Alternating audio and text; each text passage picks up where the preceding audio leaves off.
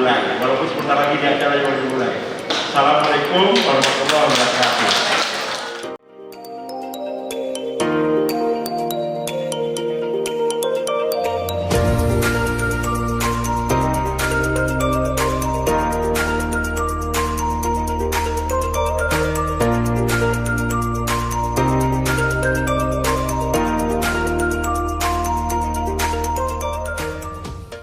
Assalamualaikum warahmatullahi wabarakatuh.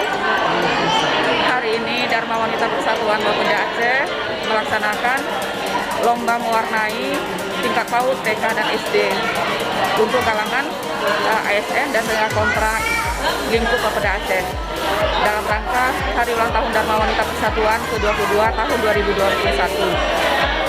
Tujuannya acara ini adalah untuk meningkatkan silaturahmi antar sesama anggota keluarga besar Bapeda Aceh. Insya Allah di tahun-tahun mendatang kita akan melaksanakan kegiatan seperti ini untuk meningkatkan kembali silaturahmi. Demikian, Assalamualaikum warahmatullahi wabarakatuh.